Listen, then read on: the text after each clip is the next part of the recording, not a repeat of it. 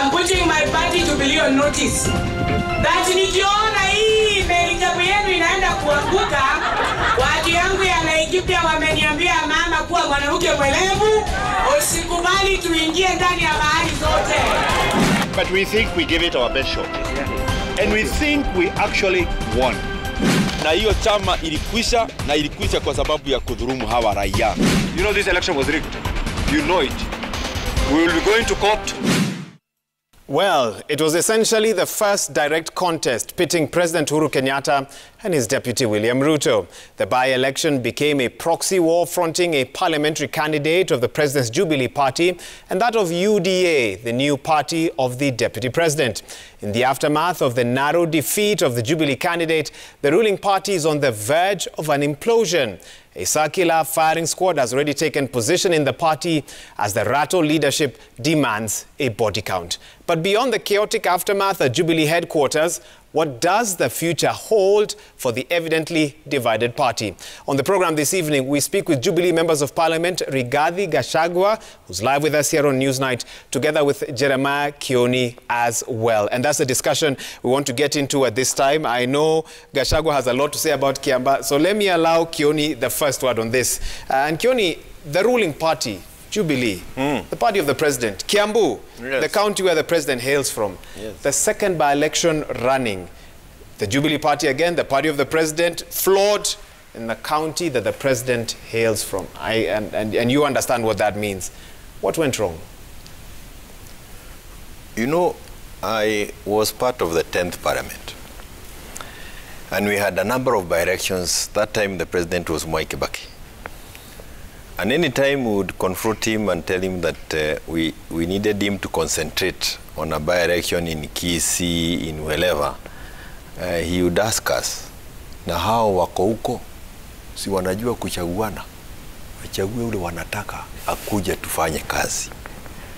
When you are in power, the thing that should occupy you is the delivery of services.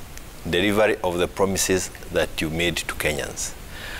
You cannot get preoccupied every other time there is a by-election. That is the lesson that was taught to us by Kibaki. And I believe that Uhuru was a student of the same.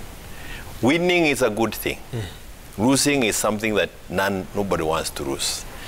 But you also want to ask yourself, at times, and I was in Kiambaa campaigning for Kareri Jama, and I think it's a good thing to win. It's good to be declared a winner. But if you look at the global picture also, you ask, when we were in 10th Parliament, we had a vote of 103, 102. ODM was 103, PNU 102. So any one loss was really an earth-moving thing. We really got shaken because we knew if we get anything that requires a good vote on the floor, we are likely to lose to ODM. As it is now in Bunge, the numbers are such that you have the majority either way. So in terms of our agenda in Parliament and the way the Jubilee Party would want, that's not affected. In terms of the outcome out at Kiambaa, again, if you ask me, I can tell you, Jugona was declared the winner. Kareri did not win. I am told he is heading to court. Both of them are from Kiambaa. The Kiambaa people made their choice, and that choice we respect it. If the court comes up with a different decision, we will also respect it.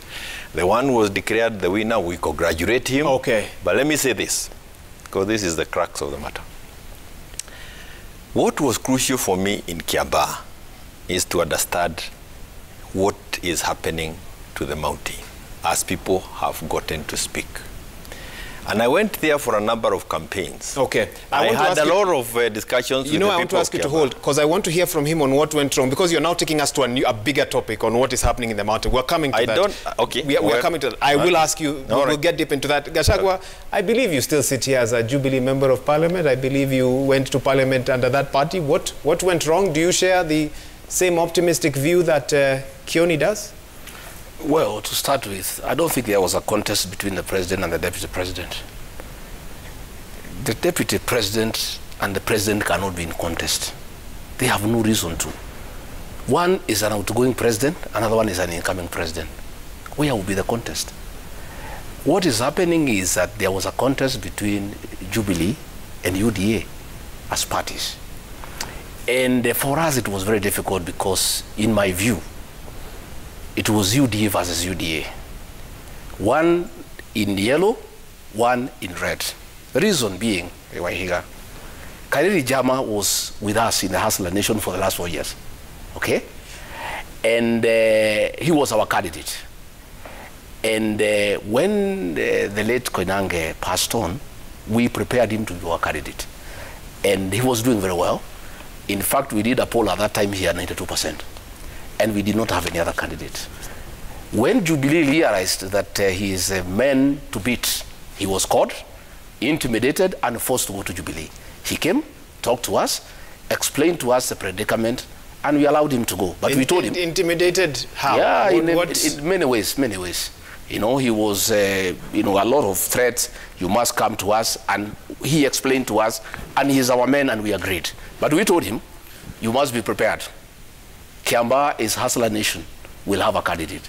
So you go well, we wish you well, but be prepared. You'll have serious and stiff competition. John Jogona Wanjiko, the MP elect for Kiambaa, was one of his supporters. A clear underdog. Somebody who was not known by anybody. But because of the UDA wave, he overtook Jama. Jubilee brought him from 92% to 49%. Wanjiko, when we started, he was at 5%. UDA took him from 5% to 50%. Where are you getting your numbers from? No, we had done, you know, we had done our own poll at that time. And Jama was our candidate of choice. And actually, he's our candidate. He was our candidate. He belongs to the Hustler Nation. And he had become very popular because of being associated with us. Jubilee grabbed him from us. We accepted. He explained to us his predicament. We allowed him to go, but we gave him notice. We told him, fine, fair enough. Since you have been intimidated and you have agreed to buy fair, go and go well. We wish you well, but be prepared. We'll put a candidate and put up a fight of your life. We got one of his supporters, a young fellow, an orphan, a guy who is not known by anybody, a guy who was selling intestines from chicken in banana, a guy who fell out of school because he could not pay school fees, a little known fellow by nobody. And we took him and sold him at a UDA. And we went very well, and he is now the MP elect. I have heard people in Jubilee saying that the election was stolen. Wahiga, since time immemorial, government has never said election is stolen. This is the first time in the history of this country when government in power, with the sitting president, with the whole machinery, chiefs, assistant chiefs, police, money, everything that goes for government, they are saying that the election has been stolen. And I don't mind. What I know is that bad habits are very infectious, extremely infectious. Since Jubilee paired up with ODM, they have learned bad habits and bad manners. This thing of election being stolen is an ODM thing. Unfortunately, those bad manners have infected Jubilee. How can a sitting government, and you know, President himself met the Jubilee candidate. They had billboards. They were photographed together. The state legis was there. Chiefs in uniforms, assistant chiefs in uniform, the regional commissioner, the regional police commander, the county commissioner, the ACCs, the entire might of Uhuru Kenyatta's government was in Kiambaa. And they are telling us that the election has been stolen. Give me a break. Okay. Let them go. Let them, what Karedi Jama should go is go and file an election petition. You don't complain in the streets. You don't complain in the studio. You don't complain in press conferences. What you do, you file a petition in the High Court. Okay, let me get a reaction. It is adjudicated. Yes. It is adjudicated, and the courts will make a decision. Kioni, governments I hope Wahiga, you have a stopwatch, because you have to give me the same amount of time. But okay. Carry on. Yes. Now it's your time. Go ahead. What did you want me to take? I didn't get anything to respond to on that whole presentation. So how will what is it that you want me to respond? How will we proceed? I basically wanted to understand from you, is Jubilee ready to admit that it was unable to defend its own seat? Because you say for you the lesson is the changes in Mount Kenya, but some would say the lesson from this is that Jubilee has lost major support in one of its strongholds, that is the big lesson. Let me finish what I was saying. One is that I think it is important that we have some respect for those gentlemen. To just sit here and say that a mature person was intimidated, he was arm-twisted, he has no head of his own, he cannot make decisions, I think it is demeaning him and the people of Kiambaa. Some respect for people who come from areas that didn't vote for you is very important. And I want to say that I was happy to have been in Kiambaa. I was very happy to engage all levels of people, the youth, the old, and those at the middle. And I learned a lot of lessons that are useful to me as a person coming from that region, and lessons that are useful to us as leaders. And I want to tell you that we know what to do. Very different from what I have had. We've seen that hashtag. And we will continue doing it slowly by slowly. When I went to Kiambaa, and we were there for only 3 weeks, it was very difficult for us to talk of Jubilee. In fact, the people had been poisoned so much that even at times to mention the name of the president, people would tell us, "Uyo ni wetu, achana naye." That was the beginning. But by the time we were finishing 3 weeks, people would sit and reason with us. They would tell us where they think we left the rail as Jubilee, what we needed to do. We would explain the projects that have been done by Uhuru Kenyatta, and he has done a lot in this country. We would explain the programs that have been that are available for the young people. We would tell them what is likely to be done in the coming 1 year, and they gave us their ears. They listened to us. Contrary to what others would want to use as propaganda, we were able to move a crowd from almost 0.0 to 50%. We are on an upward trend in Jubilee. We agree the ground in Mount Kenya had been lost to propaganda. We are gaining it bit by bit. If in 3 weeks we could be able to get 50% from those who had lied to our people, what are we going to do in 1 year?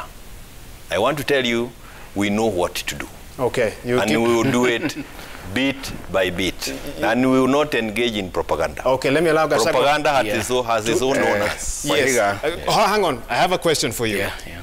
You now consider yourself a part of UDA, I assume? Yes, of course. Okay, and UDA is celebrating having taken advantage of, I guess, the dissatisfaction that those on the ground in Kiambaa may have had with government performance. But strictly speaking, Honorable Gachagua, this evening, aren't you two sides of the same coin? One would say that Tanga, Kieleweke, Jubilee, UDA, that this is actually just an internal Jubilee factional contest, isn't it? Wahiga, before I answer that, they know what to do. After Msabweni, they say they know what to do. We went to Gaturi, they lost, Jubilee lost, we know what to do. We went to Lakeview, Jubilee lost, we know what to do. We went to Ladenwood, they lost, we know what to do. We went to Juja, they lost, we know what to do. Okay. We went to Kiambaa, they lost, they know what to do. Now that is okay, that is fine.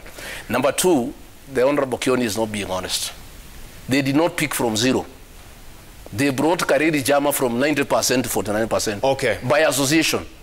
The people of Kiambaa had no problem with Kariri Jama.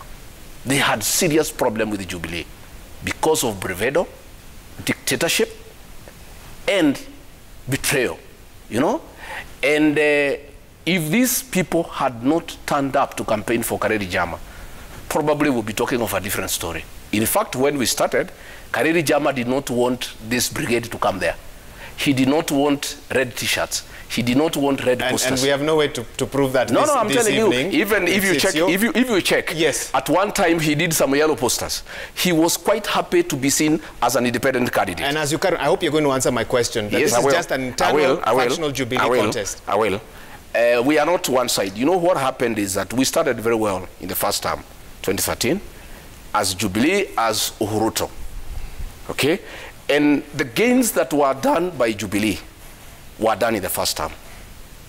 8,000 kilometers of roads, the SGR, electricity connection up to 8 million people, they were done during the first term. During the second term, when we brought the handshake on 2018, March 9, that's where the rain started beating us. Specifically, what happened is that we abandoned the Jubilee agenda. the big four agenda, and we settled on the small and annoying two, the handshake and the BBI. And we lost focus. And I can tell you that's why there's a problem with Jubilee. Help me understand this. Yes. You're telling me that major policy changes were made because of a... They were. So government cannot differentiate between political and No. You see, what happened is that we stopped pursuing the big four agenda and we started pursuing the handshake and the BBI. And we lost it. And what our people, why they're having a problem with the Jubilee, is that when we elected President Uhuru Kenyatta and Jubilee and ourselves, nowhere did we say we are going to change the constitution. Nowhere did we say we are going to embrace our competitor. We told them we are going to build roads, we are going to build schools, we are going to provide water, and we are going to work as a team. After the handshake, the deputy president and those who agree with him were chased out of government. And they brought a new way of doing things. They brought Fred Matiang'i to do what the deputy president was doing. He was not able to do it. He was not able to do it. Because you know what happens? When you go to launch roads, people do not turn up to see the road because it's always there. They turn up to see who is coming to talk about it. There is nobody to do messaging. You know, messaging for government was being done by the deputy president. He would go and explain what the government is doing. He would unlock many projects. Today, I want to give you an example. Briefly, I want to give you an example. Briefly. I have a road from a place called Gitunduti to Kabiroini. It passes through a forest. Part of the forest, they planted some trees on the road. That road has stopped because the forest cannot allow the contractor to remove the trees. There is nobody to sort out that nonsense. If it is when the deputy president was in government, I would have walked to him. He would have called both ministers for road and the one in charge of environment and sort it out. Right now, it is there. You go to these ministers.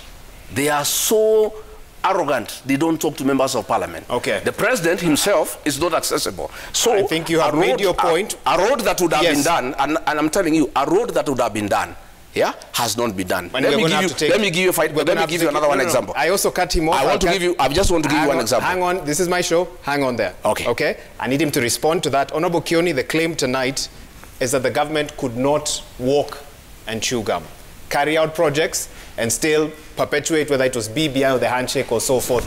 Do you agree with that accusation from members within your political party? Oh,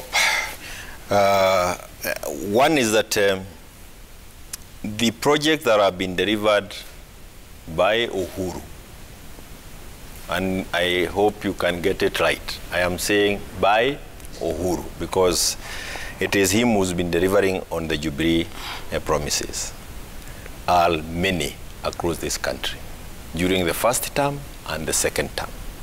And if again, even if you were not to go far, just in case we are not able to travel too far, the road Gachagua uses from Keno to Marwa is a road that is being done at a record speed. That is not the second term. I was there today. I saw the trucks on the road. The tractors are still moving. That's not the first term. So we can actually dwell on issues of propaganda and fail to address the issues that are useful. This government is capable of doing much better if we had reduced the noise.